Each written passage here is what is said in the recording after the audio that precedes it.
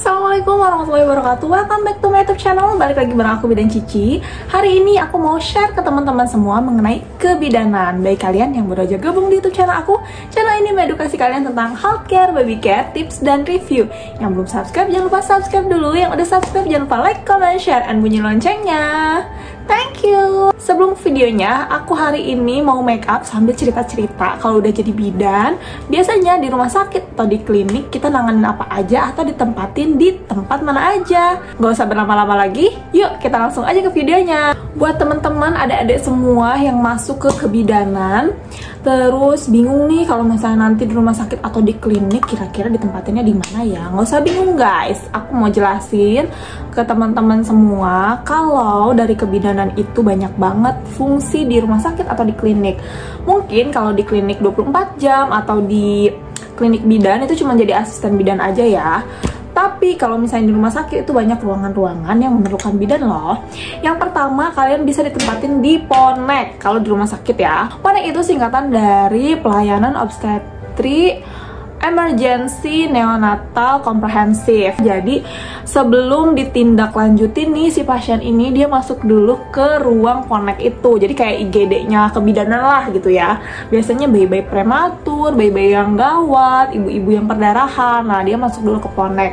Dan itu yang menanganinya adalah bidan guys. Seperti itu. Udah gak penasaran lagi dong ya.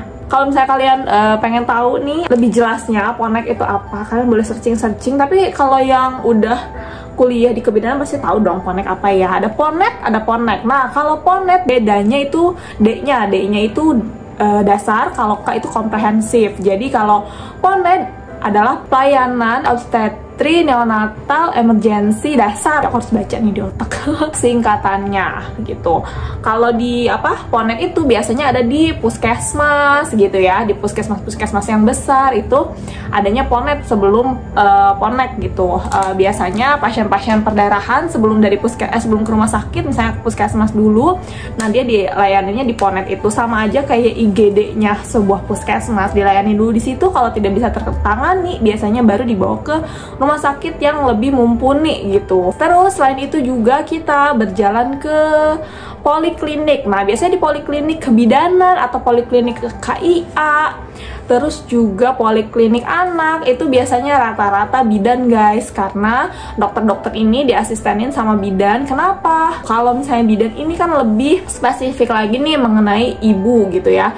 Jadi pas waktu di poliklinik, anamnesanya, terus nanya-nanya ke pasiennya, itu lebih spesifik ke arah kebidanan gitu guys. Jadi poliklinik kebidanan itu yang menganamnesanya bidan, yang tensi dan juga nanya-nanya ke kita itu biasanya bidan guys gitu.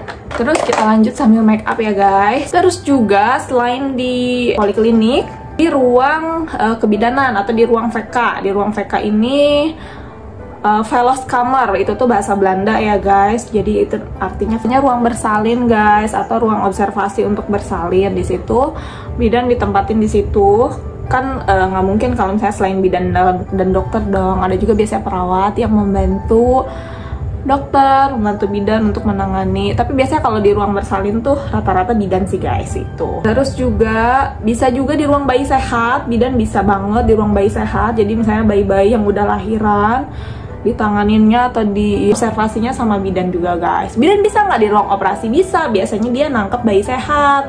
Kalau misalnya bayi-bayinya udah terdeteksi nggak sehat atau bayi-bayi prematur, biasanya itu lebih ke perawat-perawat NICU guys yang menanganinya gitu deh. Lalu selain di ruangan bersalin, dia bisa di ruang nifas gitu, di ruang perawatan. Jadi khusus after si ibu-ibu operasi atau si ibu habis melahirkan, dia kan dilarikan ke ruang nifas gitu. Biasanya di ruang nifas itulah bidan bekerja. Udah sih, biasanya di ruangan-ruangan tersebut itu guys, jarang di ruang selain ruangan-ruangan itu.